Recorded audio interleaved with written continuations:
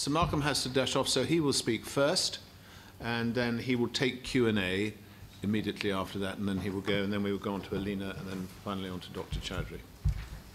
Malcolm. Thank you. Andrew, and good morning and welcome. And thank you for giving me the opportunity to talk to you about something that's, I think, probably very dear to all our hearts, which is the role of parliaments and how they can be strengthened and be more effective. And that's why we did the report, which I think you have copies of, on parliamentary strengthening.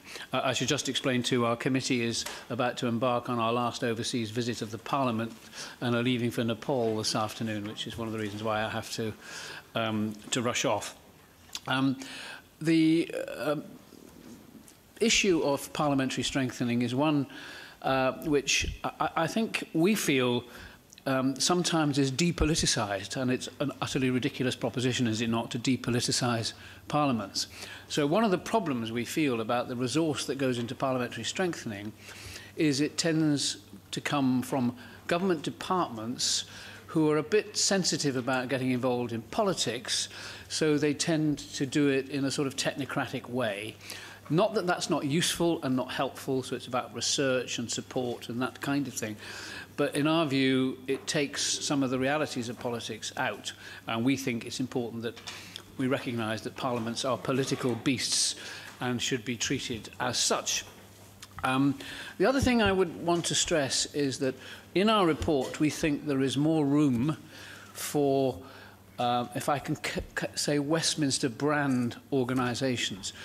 Not, I hasten to stress, because we think there's a blueprint of Westminster that should be exported or imposed, but because there is clearly a demand from many parliaments who have imported quite a lot of Westminster ideas to maintain a dialogue.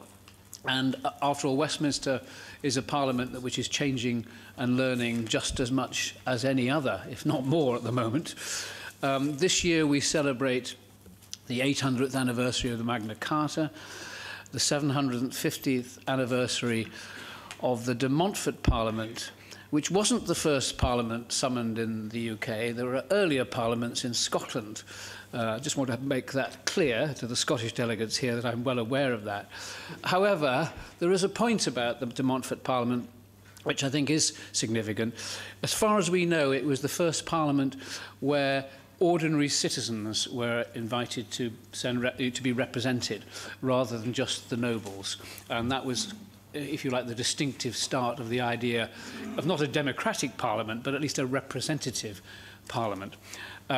So that what we concluded is that we need to find ways of working together as parliamentarians to enable us all to be more effective. And I certainly take the view that when I'm visiting parliaments in developing and emerging countries, there's as much to learn from those newer institutions as there is to exchange from our older established institutions. And that's the spirit in which we think parliamentary strengthening should be conducted. But then the practicalities are, what are the sort of things we need to look into? I mean, I'm sorry to say that a minister said to my committee in a particular country, which I won't name, it was really difficult to work with the MPs. They never visited their constituencies, and they really weren't, easy to get on with. Which seemed to me the completely wrong approach. I mean, first of all, when you ask the MPs, and it wasn't true that none of them visited their constituencies, but a lot of them did complain that when they went to their constituencies, they were importuned for money to pay for school fees and hospitals and so forth. And that required a discussion about what is the role of an MP and how do you change it. And my view would be, ultimately, you have to try and change that relationship to one of, it's not my job as your MP to pay your school fees or your hospital fees. It's my job to fight for those to exist, for the state to do it, whether it's local or nationally. That's my job. And, you need to support me in that process. And the problem is, of course, having that relationship of, it becomes a bought relationship, and you see the turnover of MPs is really, really high because an incumbent gets outbid by a challenger who says, I'll pay even more of your school fees and so on. So those are the kind of things we can't solve overnight, but you've got to try and work through and improve the communications and the understanding of the role that parliaments and MPs can take. So one of the areas of parliamentary strengthening is how to work with constituencies, how to engage interest groups within the constituency to understand better what Parliament can do for them and with them. The second thing is obviously parliaments are legislatures. Yes, they pass laws, sometimes too many laws, and we need to ensure that the MPs have the capacity and the resources to try and help shape those laws and improve them. And that obviously means parliamentary staff with drafting skills and with knowledge of writing and developing and amending bills.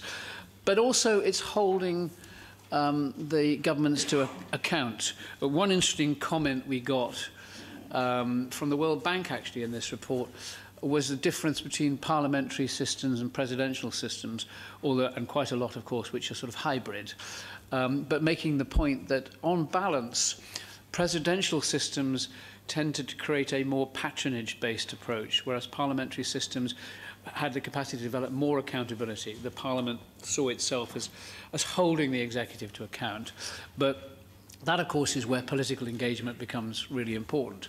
If you're setting up joint workings between parliaments, it has to be understood that you're not working to subvert or overthrow the democratic process. You're trying to make it more effective. Now,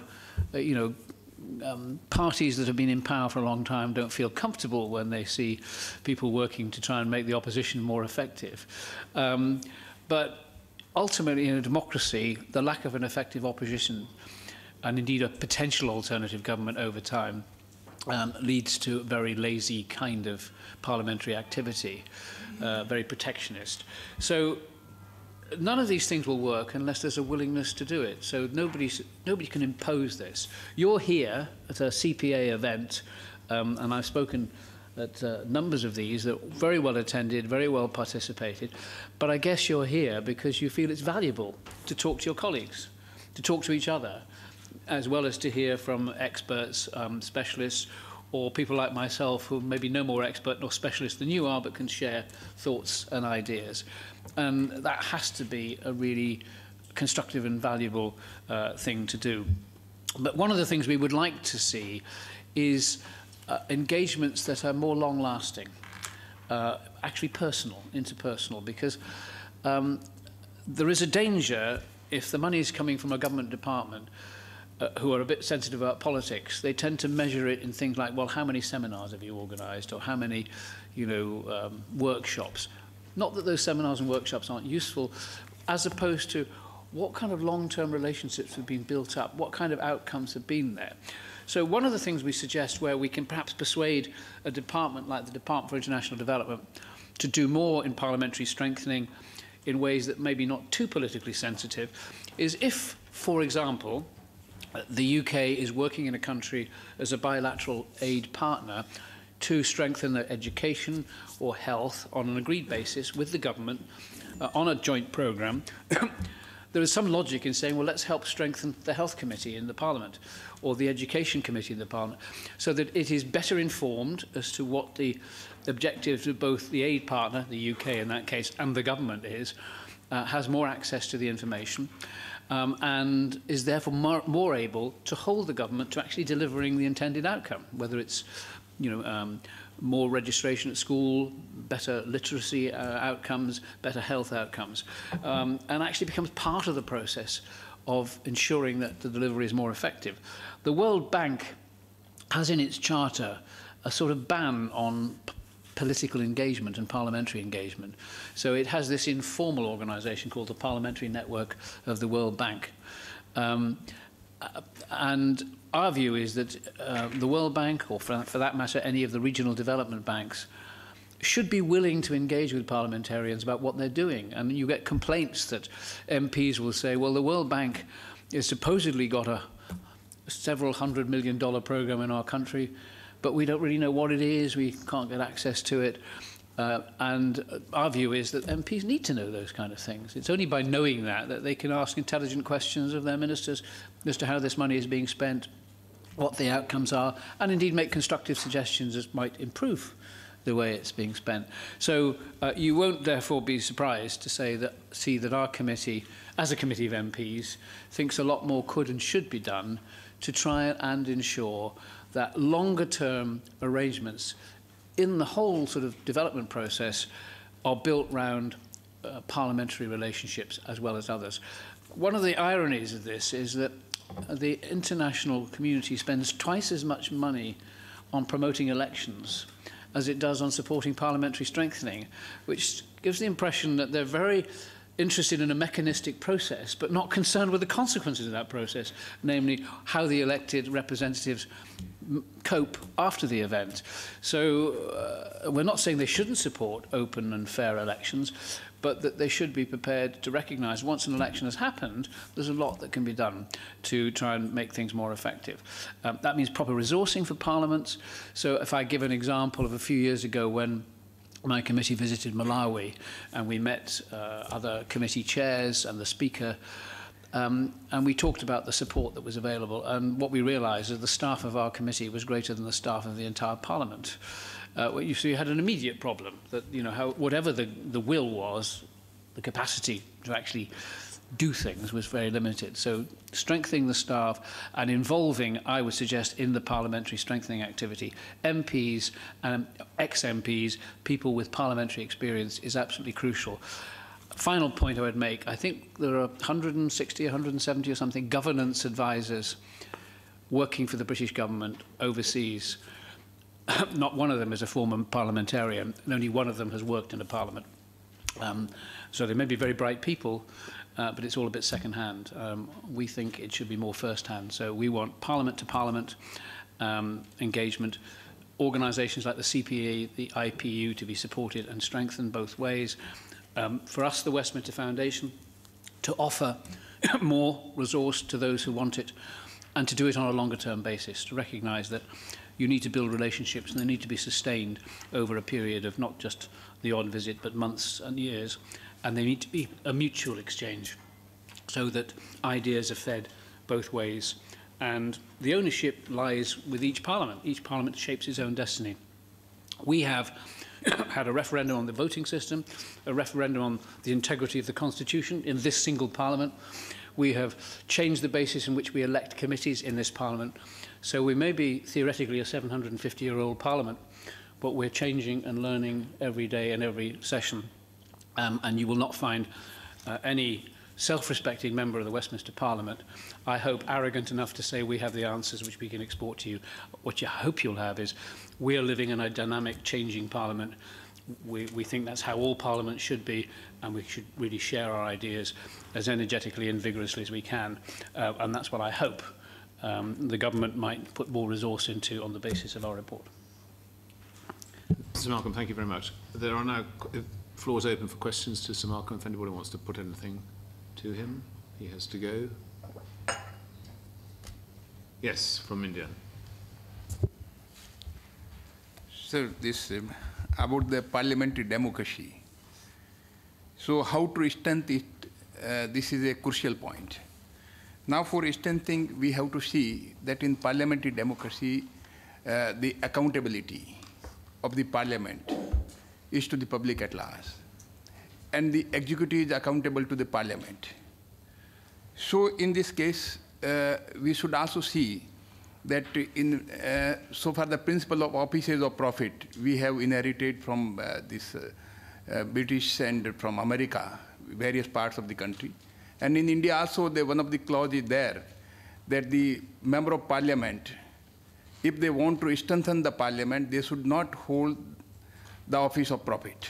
Meaning thereby, if they hold the office of profit under the executive, then they can be influenced by the executive. And if they are holding any power under the executive. So in some of the countries, the exception has been made under the law made by the parliament that these are the exceptions that they can hold the office of profit. But in other cases, the member of parliament should be restrained, and the suitable amendments and laws should be there in the respective governments that they should not hold the office of profit under the executive.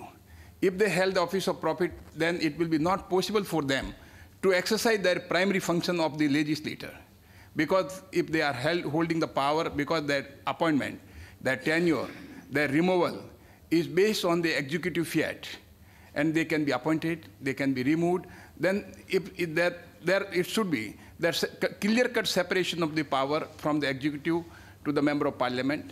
So we should have a suitable legislation in respective governments that the member of parliament should not hold the office of profit under the executive. Is there anybody else very quickly? Oh, sorry, yes, from Deputy Speaker from South Africa and then from Ghana. Yes, I just wanted you to just say a little more about two things. One of them is the attempt to depoliticize parliamentary work, or what you refer to as attempts to depoliticize. Just say a little bit about it. But secondly, I'm curious about the kind of activities you refer to for ex-members of parliament, on the one hand, well, generally. But the second point is the lessons you are learning in the relationship between MPs and staff in parliament, whether there are any useful lessons you are picking up as you go around in your support work and so on. Thank you. My name is Kofi Amwate from Ghana. You have rightly identified the responsibilities of the Member of Parliament and some of the challenges you have correctly identified as far as my country is concerned. You have equally spoken about experience of parliamentarians in giving service to other areas, to their states as well. My challenge is the issue of the World Bank, supporting parliaments to grow. At the same time, when it comes to distribution of resources, we have some situations where President Wu's institutions like the World Bank, IMF, dictate to parliaments or to governments how to allocate resources to their countries.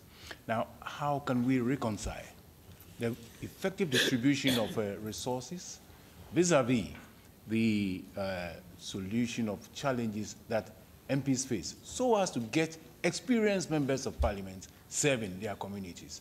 Yesterday I heard a member of parliament served for 40 years here in the UK. I doubt whether in Africa we can get an MP serving for 25 years.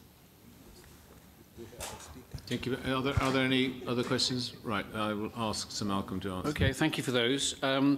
Actually, it used to be the rule in the UK that you couldn't hold an office of profit under the Crown, as it was put there, and be a Member of Parliament. In other words, you couldn't be a minister and a Member of Parliament. And there are obviously some parliaments where that rule applies. I think it fell into disuse because what happened was that the ministers were usually appointed after an election from Parliament, promptly had to resign, and then the government lost all the by-elections. It became an inconvenience. So it doesn't apply. It does apply in quite a number of continental European countries. So here, the classic way of resigning your seat is to apply for an office of profit under the Crown, which is a stewardship of the Chiltern Hundreds. Carries actually no worthwhile role whatsoever, but debars you from being a Member of Parliament. I think the separation point is an interesting one, because clearly the separation of powers varies from country to country and constitution to constitution.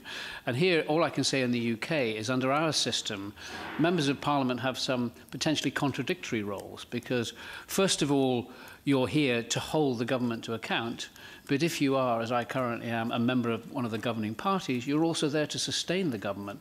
And it is a dilemma for MPs as to when they choose one role or the other, which way they vote, whether they vote with the government or against the government. I'm treading on sort of eggshells here, but I think it's disappointing that there is a parliament in the United Kingdom where I don't think any member of the governing party has voted against his or her party on any occasion. I don't think that's a healthy scenario, and certainly in Westminster it happens a lot. But not to the point that it brings down the government, but it sometimes makes a point. So, I think what you're looking for is propriety. You know, that people need to know what members' interests are outside Parliament and how accountable they are. We've had great discussions here about people's private and commercial interests, and some people want to restrict those. But most people say no. As long as they're publicly declared, people can make their own judgment as to whether that member is or is not an effective MP. So that's where it lies at the moment. I may not the whole answer, but if I can move on to the other questions now. All I'm really saying is that the role of things like this forum, the CPA, the IPU, are extremely valuable, and they are live exchanges between serving members of Parliament, and that is certainly something that I, having taken part in both ends, regard as very valuable. I think the problem is, if you want to build a long-term working relationship on a mutually agreed basis between parliamentarians of two parliaments, serving MPs are not in a position to be backwards and forwards at that level. So ex-MPs maybe have more time to do it. That was really my point, more practically. But they've got experience, they are relevant, they're credible. Your point about staff is very important. One of the things having been a member of Parliament for 32 years, one of the things that I value hugely about this Parliament is the quality and objectivity of the staff we have. So whether it's my staff of my committee or our library, who are extremely well briefed in providing all the relevant information whilst not taking for the political debate without taking sides. And that's absolutely valuable. And indeed, we have a member of the House of Commons Library currently on secondment to Burma, long term, I mean, when I say long term, maybe a year, to try and sort of share that experience. So I think the role of staff is extremely important. But the important thing, of course, is the staff should be working for the Parliament, or personal staff of the MP working for the MP, not working for the executive or the government. That's the really important, because that's what maintains parliamentary independence. So if we have a debate in this House on anything contentious, the library will provide briefing material as requested to any member of Parliament from any party. And you understand, actually, opposition members find that an extremely valuable resource, and governments find it an extremely irritating resource, but one they accept as legitimate and proper. So I think that's really a really good lesson for them. Obviously, I completely understand the point about the World Bank. I mean, my starting point is if the World Bank didn't exist, I think we'd still have to invent it. It is a very, very important institution. But it is, as you know, constructed on a shareholding basis from developed countries to provide funding for developing countries. So it's very much a, I don't like to use the term, it's a sort of master-servant kind of relationship, which, you know, I think many of us would like that you're up against its legal framework and setup and so forth. And I mean, the one indicative change, and we've got some progress, is at the moment, obviously, there is this deal that the head of the World Bank is appointed by the United States and the head of the IMF is appointed by Europe, whatever. I mean, the time must come, surely, where the head of the World Bank should be the best person qualified from wherever they come, and one would fight for the day when that happens. And clearly the balance of control and ownership must shift. But you have to recognise that there is an inevitability that the people who are putting up the money will not let complete control of how it's spent. And in a sense, that's a reasonable proposition. But they should be really pursuing the concept of ownership. And in my view, in the process of defining who owns the expenditure of the World Bank in any given country, that the Parliament should have a role, not just the government, not just the executive. And that's our complaint here, is that DFID is comfortable dealing with the executive, but not comfortable dealing with the Parliament. And we're really, really anxious to get them to change their thinking on that and to include the Parliament and strengthen the Parliament to do a role which probably will be much more effective. And actually, on a more serious point, for those countries which are in conflict situations or emerging from conflict situations, actually whether that conflict is settled or flares up will have a lot to do with what goes on in the Parliament.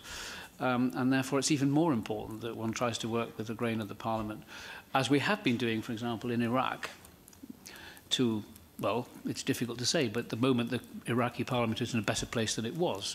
I'd like to think that the parliamentary strength and engagement has been part of that process. Of course, there's been blunt diplomatic pressure as well. But it's still, they come together, they work together, it seems to me. And I mean, I would share your view that, you know, the World Bank ought to be more expansive, more accountable, and more willing. I mean, they will not give evidence. They won't give evidence to my committee, but they will come and talk to us and in a fairly frank way, and they should come and talk to you. And I think we always try to encourage them to do that. They're a bit reluctant to do it. We keep pressing them to do more of that and share, if you like, the thinking with parliamentarians and try to persuade the executive that that's a reasonable thing for them to do. Sir, I think just have you? Yeah. Okay. All right. Okay. Supplementary. Wait. Supplementary. Okay. Very quickly, please. Just because you have said that it is a contradictory term. When you are once a member of parliament, he is being appointed on the post of prime minister or minister, then he is in executive, and he is accountable to the parliament. So it can't be, because this under the prevention of disqualification, the parliament can enact a law to tailor-made the condition with respect to that if any member of the parliament become the prime minister or minister, then he is exempted from the disqualification. So such type of categories can be laid down.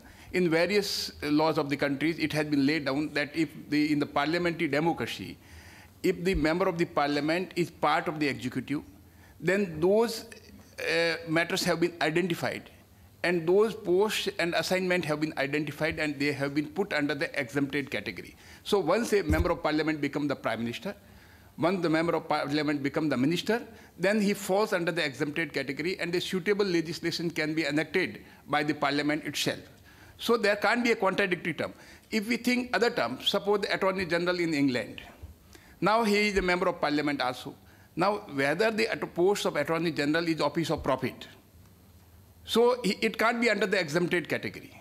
So what I want to convey, that the office of profit is such a important because it infringes the independence of the member of parliament. And if you are holding the office of profit under the executive, then your primary duty of the member of parliament, you are not in position to exercise it properly.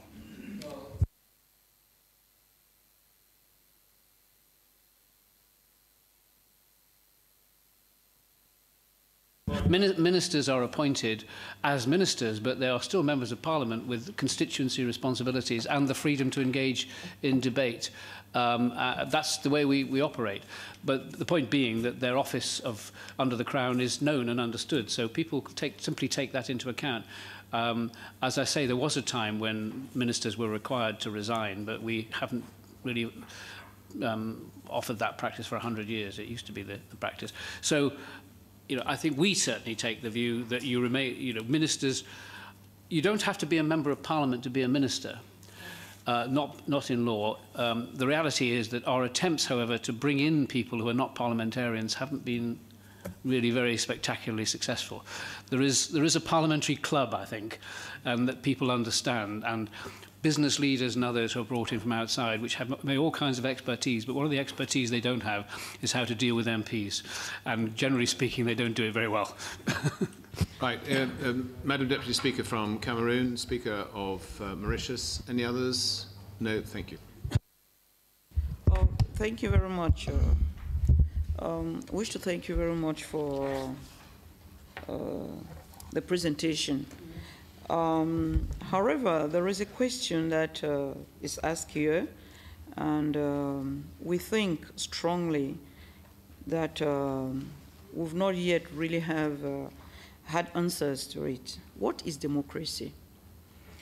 And it looks as if some nations are trying to impose on others what democracy should be. And we believe, personally as an MP, in my 13th year in Parliament, think that the way it is practiced all over the world is different and should be so, because we have different cultures and come out from different backgrounds. We should also accept that democracy is a very expensive venture, because we've seen poor nations getting poorer because of imposed democracy.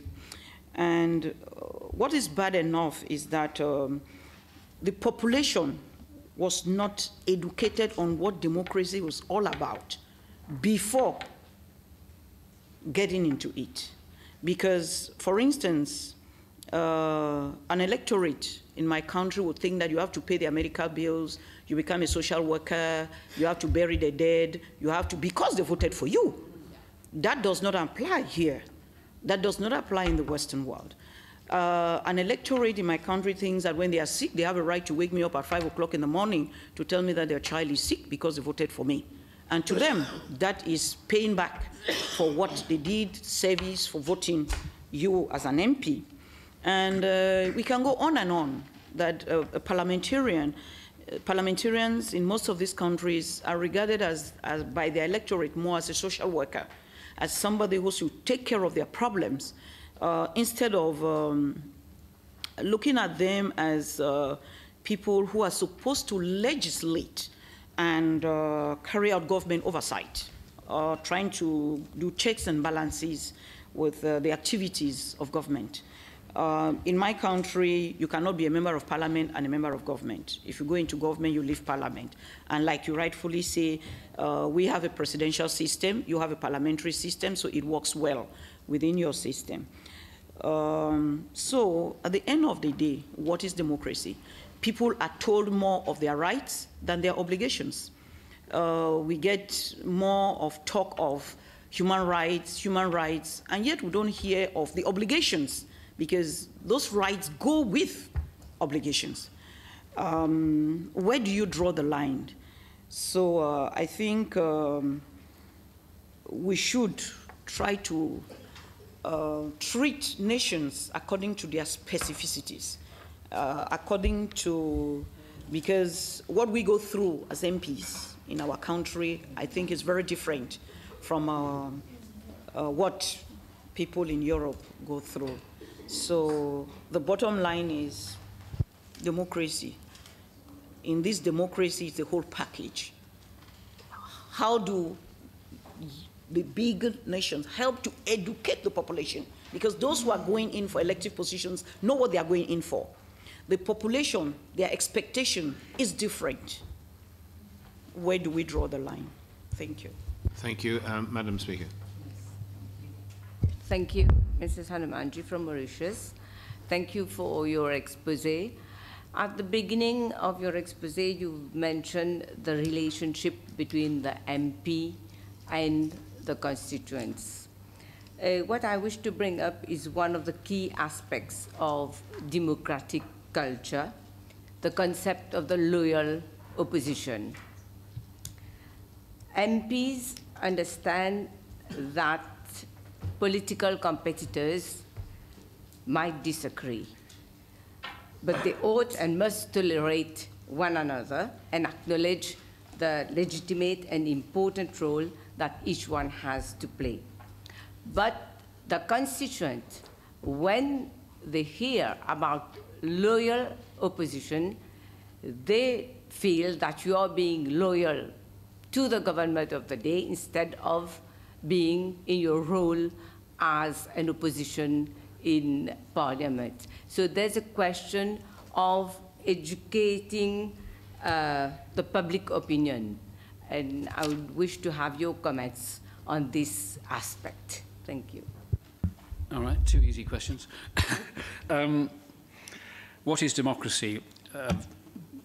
I think the most important thing I would say about democracy is that there has to be a degree of consent between the governed and the governor, the governing. So, I mean, that's about the bottom line.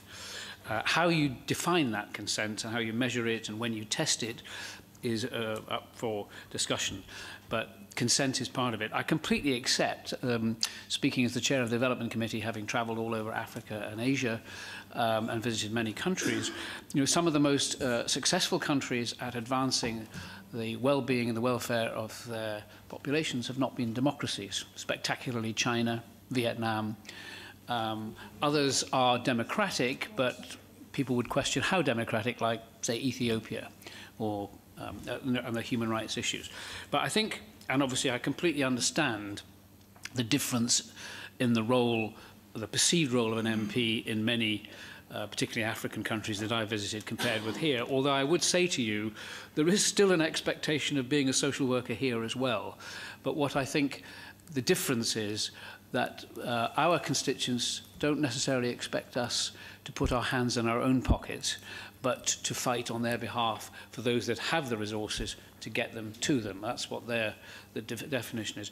Now, my view is that that is obviously a better way, and it's a better way for you as an MP.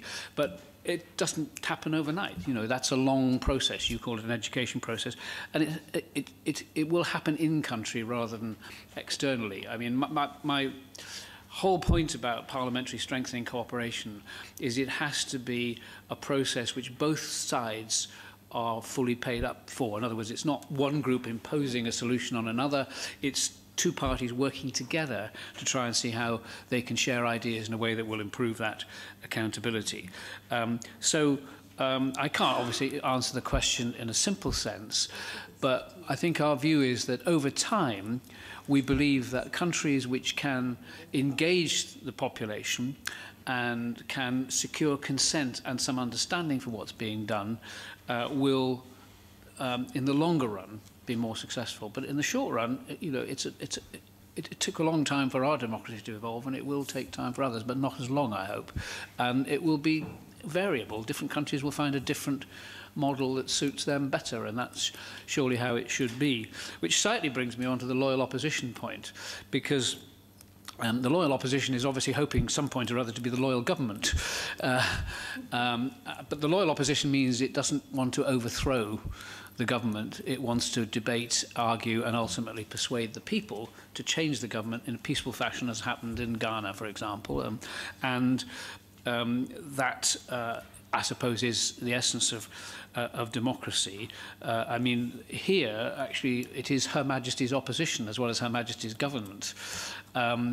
The implication is that your loyalty is to the country and to the democratic process and institutions, that you will not usurp the power of government until the people give you the right to do so. I mean, that's the essence of it.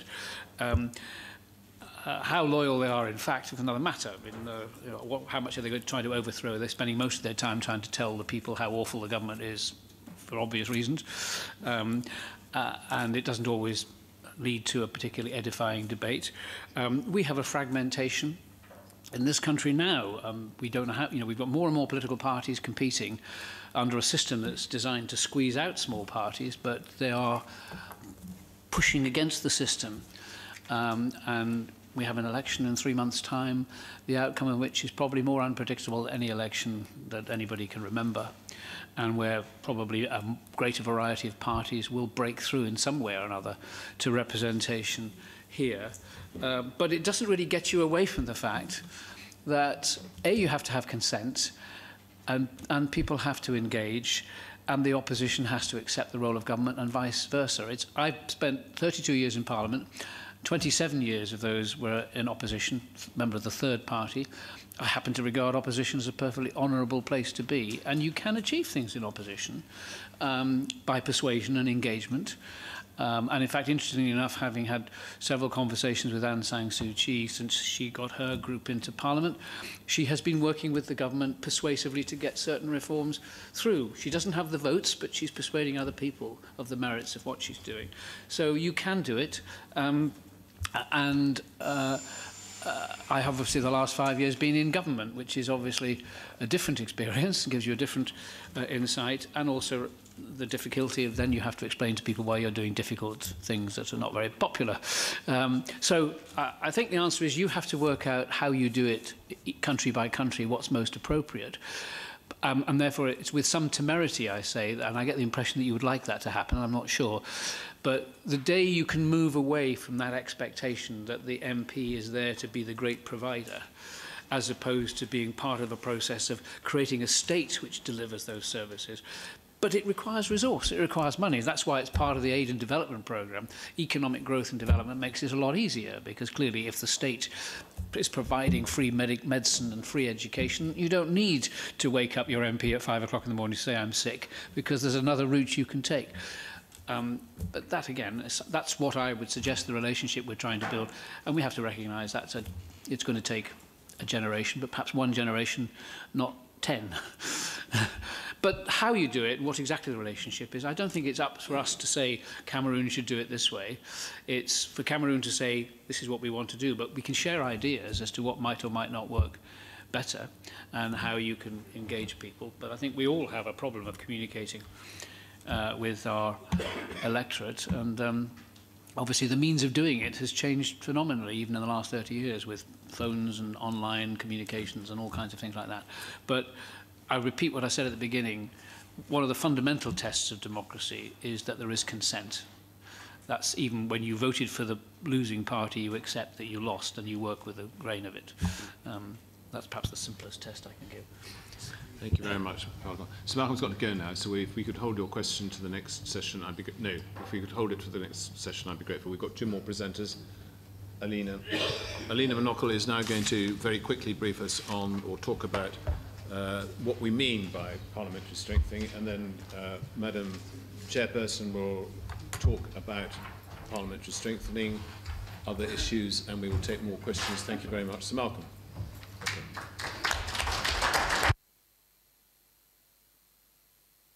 Thank you very much. My name is Alina Rocha Menocal, and I'm actually originally from Mexico, which means that I have a complicated last name, and it's actually Rocha Menocal. But anyway, it's a real pleasure to be here and to share with you some remarks. I was asked to discuss with you briefly why parliaments are important and what kinds of forms parliamentary strengthening efforts have taken over time, especially in terms of what the international community has been able to do and how effective, successful these efforts have been and why or why not. So I will briefly walk through some of that.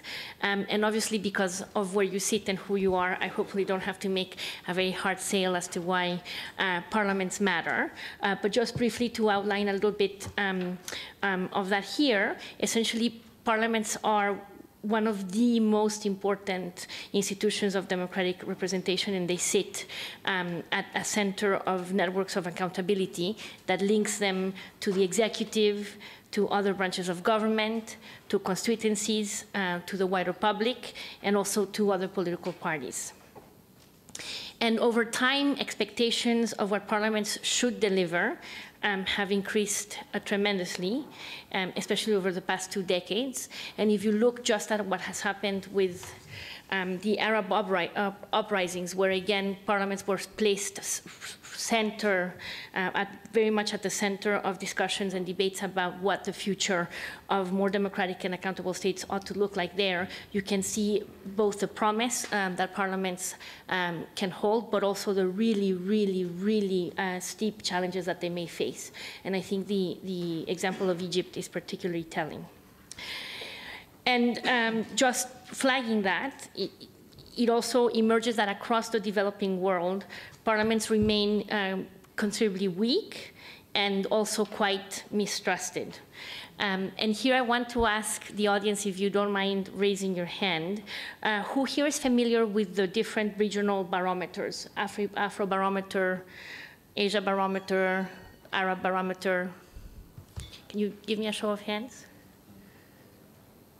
Oh, that's interesting, not so many people. Okay, but in essence, the barometers are quite large and substantive independent surveys that are conducted at regular intervals to ask people about different things related to their social, political, and economic well-being, and about how they feel about different things in their daily life and also in relation to their government in different regions of the world. And I think the most prominent barometers do tend to focus on Africa, Latin America, Asia, and more recently, the Arab world. One of the key questions that barometers ask on a regular basis is how the respondents feel about different state and government institutions, which include the army, the police, the executive, the judiciary, and of course, parties and parliaments. Can you guess which one of these might be regarded as the most or least trustworthy? If you think it is, if you think that parties and parliaments are regarded as the most widely trusted ones, can you raise your hand? Well, I think we gave the answer away. So one of the really striking things, if you see that slide there, is that in fact, parties are worse off than parliaments, but parliaments and political parties are consistently ranked as the institutions that people tend to trust the least. Much less than the executive, and very frighteningly, I think, much less than the army. And this happens to be the case irrespective of the region in the world that you're in, and also of the income level of the country.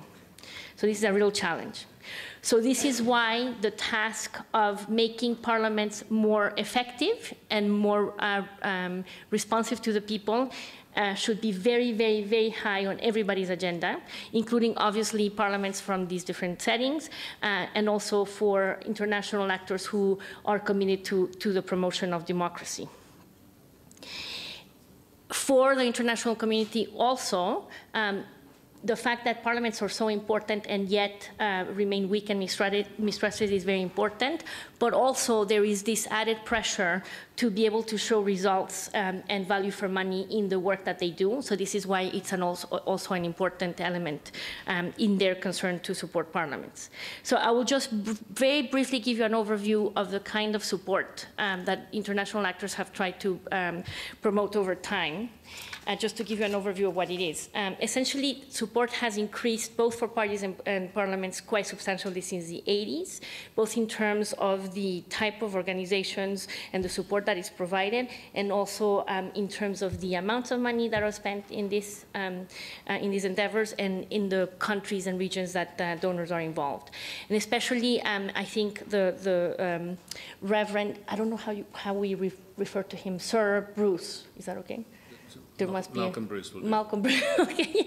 Malcolm Bruce was saying fragile states have become central in the agenda for international engagement. And again, here the role of parliaments have become very important in trying to reimagine what a more democratic and accountable and open political system can emerge from the aftermath of violent conflict and civil war. However, it is fair to say that irrespective of this, parliaments and political parties do remain the smallest component of any kind of democracy support agenda, with elections taking much more of the cake, as does support of civil society organizations. And this echoes very much what Malcolm Bruce was saying about a reluctance to engage with organizations and institutions that are seen to be too politically sensitive. If I can have this other slide here, just to briefly show you, parliamentary development assistance is a very complex field, and there are many different types of organizations involved. Many of you may be familiar with a lot of these bilateral agencies like the FID, USAID, multilateral intergovernmental institutions like the World Bank, as we were discussing, UNDP, parliamentary associations, which are hosting us today, political foundations as well, non-governmental organizations, and private research and consulting firms. And there are a lot of different ways in which these different organizations try to support parliaments, and there are different levels of success or progress that these different organizations have achieved. Obviously, this is a lot, and I cannot get into all of it, but just to give you a sense of how rich this field is. On the other hand, and even though there is this difference here, it is also fair to say that different supporters of parliamentary strengthening have adopted broadly 5 different methods of engaging with parliaments. And these have shifted a little bit over time. Firstly is discrete parliamentary development projects, which involve mostly generic capacity development of parliaments and parliamentarians in short-term ad hoc bases. There are also efforts to provide direct funding to parliaments and less so to actual political party groupings. Then there have been efforts to promote longer-term parliamentary development programs rather than just projects, which again focus on capacity building, institutional and organizational reform, change of formal rules, but do take a much more multi-year programmatic look and feel. This is also another modality that Mr. Malcolm Bruce emphasized, which is to start looking less at the parliament as a whole, but more on at issues specifically that parliaments and parliamentarians can work on. So you take an issue-based approach, be it health, corruption, peace and security, gender, what have you. Other efforts include more integrated democracy programs, which are, again, multi-year and tend to be single or basket funded. But these not only look at efforts to strengthen Parliament in particular, but also more broadly the democratic agenda. So try to bring together a closer alignment between elections, parliaments, media, civil society, what have you. And to some degree, all of these different interventions and modalities that I have outlined tend to be chronological and reflect learning that has taken place in the field of development, of parliamentary development strengthening. But some of these continue to coexist, depending on, some activities might be much better suited to certain settings than others. And also some organizations may be less reluctant to engage in some of the more recent efforts because they don't feel comfortable or skilled to do so. And I think in general, if you look across these 5 modalities, there's one cross-cutting approach that is much newer and echoes a little bit what Malcolm Bruce was saying about the need to recognize the politics that underlie parliaments, which is late-ish efforts, and DFID in the UK has been quite at the forefront of this, to try to ground approaches to parliament and parliamentary strengthening on a deeper understanding of the politics that belie them. So that's, in a sense, the nutshell of what has been happening with donors intervening in this area. And yet, and perhaps you all have different experiences with different donors and can share these when you have a break and things like this. But in essence, despite all of these efforts, it is also true that apparently parliamentary development assistance tends to be one of the least effective forms of supporting governance in the developing world. And even though there have not been vastly rigorous and in-depth evaluations of the field of parliamentary development assistance across time, there are some very specific lessons that have emerged time and again over the past 20 years that are really consistent and show some of the weaknesses that this aid has confronted. So just to outline the most significant ones, firstly is a key lesson is to, again, start by understanding the local context much better, which means understanding the politics of the setting and tailor programs accordingly. Another lesson that has emerged is really the need to be realistic about what parliamentary development efforts can achieve, especially because they are, at the end of the day, short-term and relatively small compared to the task at hand. There's also a recognition of the need to become much more engaged over the long term and see parliamentary strengthening as a long-term process. Also, a lot of emphasis being placed on the need to base interventions on local needs and demands driven from within, because every parliamentary effort should and needs to be driven by domestic actors who are committed to that change, and change cannot be imposed from the outside through blueprints. Another lesson is the need to treat parliaments as one of a broader basket of democracy strengthening initiatives, which is what I was talking about earlier in terms of some of the modalities. The need really to encourage learning, and especially South-South learning, and fora like this can do a lot of that. And then just in terms of how the programs are run within donor agencies, the need to really improve program management, including ways of thinking about how to evaluate these programs and what kinds of risks donors are willing to take, acknowledging the fact that setbacks happen, and also in terms of very specifically the kinds of staff and capacity that donors bring to bear. So I don't know if any of these lessons resonate with you and the experiences you have had with different donors as you work with them on different aspects of parliamentary strengthening, but this is what emerges very consistently over time.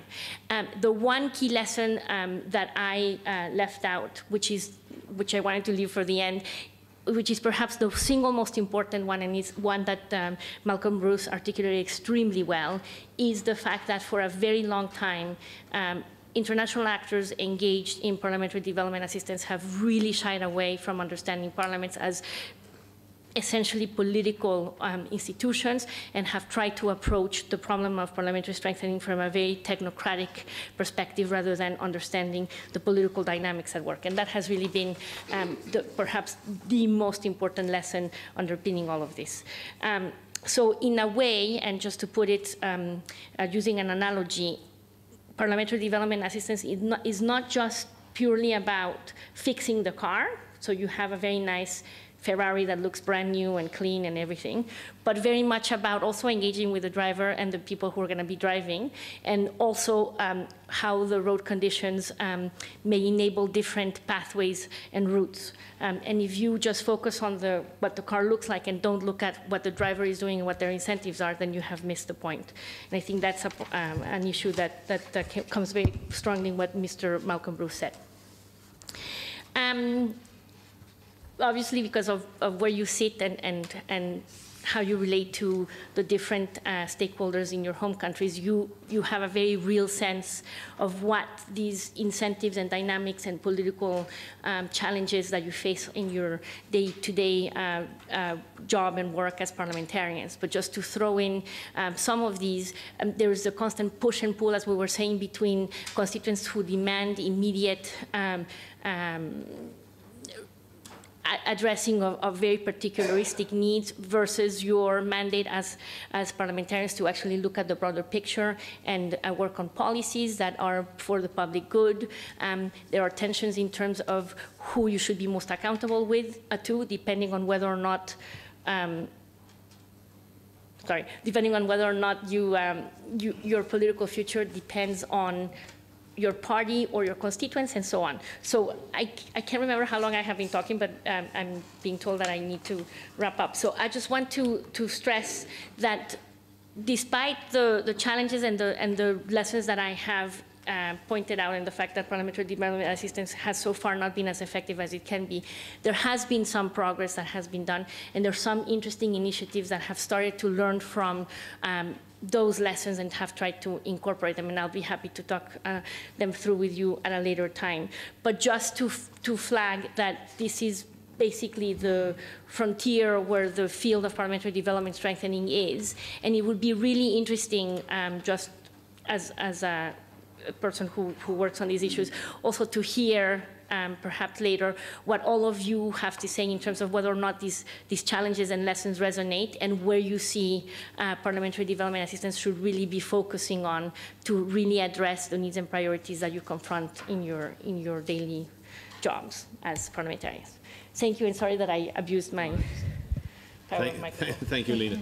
Can I now invite Dr. Chaudhury to speak? Dr. Chaudhury is the new chairperson of your association, because most people here, I think with the exception of one group, are members of the Commonwealth Parliamentary Association.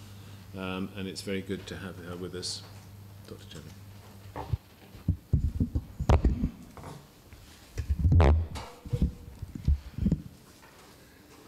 Thank you very much.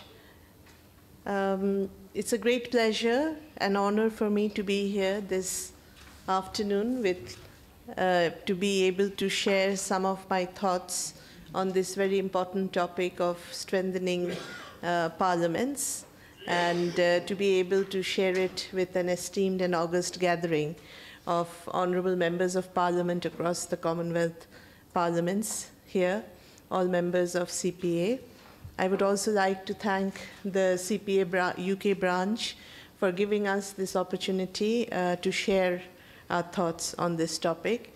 A lot has already been said, and I would like to thank the distinguished panelists, Right Honourable Sir Malcolm Bruce, MP, and also Alina for the very thought-provoking deliberations And I would also like to congratulate this publication of this Parliamentary Strengthening 9th report by the House of Commons. I'm sure it will be a source of learning for us on this issue. Parliaments are the premier representative institutions, and they are the key functionary in a democratic system of governance. It has a crucial role to play in promoting democracy and good governance. Parliaments are composed of democratically elected representatives of the people, and that is where the importance of the Parliament is, and it is the heart of democracy. Now, when we are talking about strengthening the parliaments, this can be discussed from quite a few different aspects. Firstly, what is the role of the Parliament and the parliamentarians within the parliaments? If we look at that and analyze from that perspective, then legislation, representation, and oversight can be identified as three main functions in which we parliamentarians engage. Now, if we broadly sort of identify these three areas, then how can we strengthen the Parliament through our role as legislators? What are the things that we can introduce or we can think about in doing that? In passing the legislation, in every parliament there is a process, and it also goes through the relevant committees, and different readings take place. So it is very important to have the knowledge of how we can give the best inputs when these legislations are being passed, and how we actually equip ourselves as parliamentarians to be able to do that, especially when there are parliamentarians who come in for the first time. And for them, it is also very important to understand the process of legislation. Representational role, I think, is absolutely crucial and one of the most important role, because that is the role through which a parliamentarian actually represents his people of his constituency, and in a broader premise, people's representation actually takes place. So when we go for the election, we go for seeking votes, we also assure them that their will, their interest, their needs will be given adequate protection, weight, and it will be reflected through the parliaments. So in order for the parliamentarians to uphold that commitment, it is very important that they are aware and alert about their representational role, and this can be strengthened by public hearing. And if public hearing, the system of public hearing exists in many parliaments, and if it doesn't, it can be introduced, and through public hearing on different topics, on different issues, which are of prime importance, can be shared with the people and the constituents who are there, and their views can come through that process of public hearing. So how does the Parliament actually respond to the public demands and in delivering the commitments to its constituents? So that is one important mode which we can look at. It has been pointed out and discussed by Sir Malcolm that the relationship between the parliamentarian and the voters and the constituency from which he or she gets elected is also very important. So to keep that link with your constituency, there can be some provisions which can be made to support the parliamentarians so that they can have offices in their constituencies with sufficient logistics support, and maybe also given the conveyance to travel there when the sessions are not on, to have a closer contact with the people who have voted for them. The other area is we often talk about is the capacity building of the parliamentarians themselves. And in the recent times, it is in passing a legislation or being able to take part in a debate within the parliament on policy issues, whatever the role is, we see that specialized knowledge is also very important. Like if we are going to talk about gender, a policy relating to gender in the parliament, it is important that we understand what is the economic empowerment for women, what does it mean, what is feminization of poverty, how would we address them. It's just an example I'm giving. And similarly, if we are dealing with climate change issues, if we are dealing with food security issues, everywhere there is need for specialized knowledge. So capacity building is also very important. And this capacity building actually can be done in a twofold way. One is on the issue-based through different trainings, seminars, lectures, and allowing the parliamentarians to take part and contribute there and also learn from the process. On the other hand, the parliamentary practices and procedures, how they can actually voice what they want to uphold through and within the framework of the parliamentary procedures. So that is also very important. You have the representation role, but how do you actually implement that? How do you execute that? Because Parliament has a set procedure. So that knowledge is important. Again, the use and application of technology, and that must also be there. So these are the areas where the capacity building can take place. And in allowing that to happen, the library facilities, how adequate it is, can it be further enhanced? These are areas which we can look at when we are talking about strengthening the Parliament. Parliament must be seen to be visible and in responding to the needs of the people.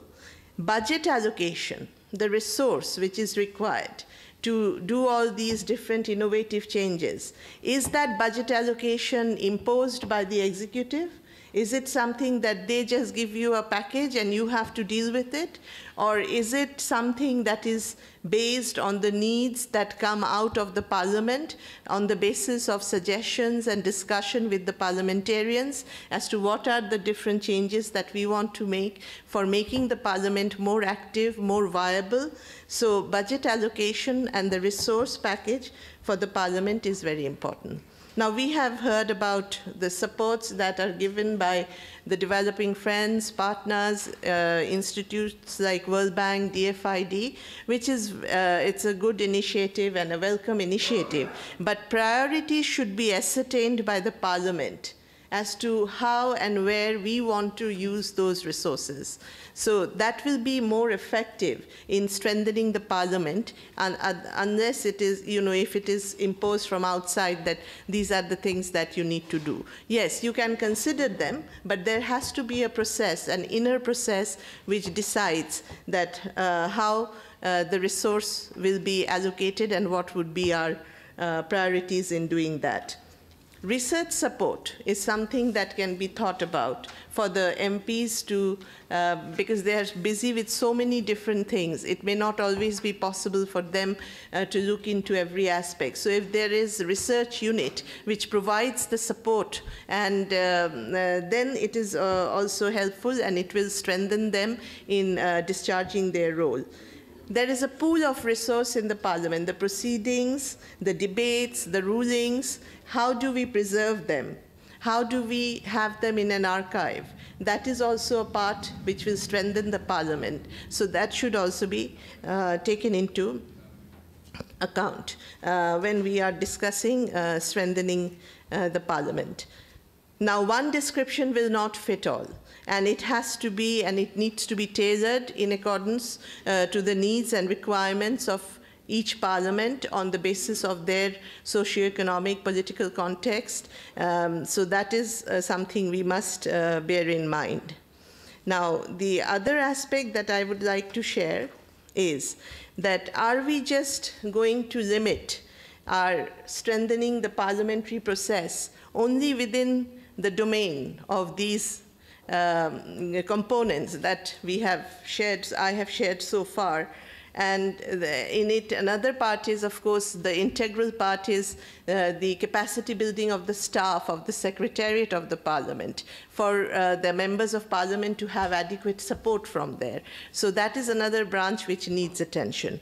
But in addition to all of this, for making the parliaments more effective, I think we also need to see that when we are talking about strengthening the parliaments, it is important that we share the best practices around us and see how we can learn from them and implement that. But also, it would be interesting to examine how parliaments can deliver in combating the emerging challenges that are posed by globalization. Are we going to strengthen our parliaments to meet those emerging challenges? The changing pace of globalization is creating a new order of emerging economies, technology, and development. Globalization has profound impact on national politics and economics. The intricate linkage between national politics and its economy, including trade and finance, with that of global markets have brought about new dimensions. It cannot be denied that scarcity of resources posing a threat to sustenance of economic growth often confront democratic governments with hard choices in determining primacy of national economic interests. So, however, the national sovereignty and the national interests are the prime concerns for the parliamentarians within their own parliaments, but we cannot avoid the intricacies and the linkages that we have around all over. So it is important to ensure that when we are talking about strengthening our parliament, we also equip ourselves to be able to meet the challenges. For instance, now the transition of moving away from the Millennium Development Goals to that of Sustainable Development Goals, a time of effectuating a shift in the development agenda framework, how our parliaments can contribute in that process, what are the important issues that are being discussed which are of importance for us also. So I think that this issues should also be taken into account in strengthening the parliaments, and conferences like this are important because it brings us together to think about these issues and how us in CPA would like to address them to bring about utmost benefit for the people of Commonwealth. Thank you.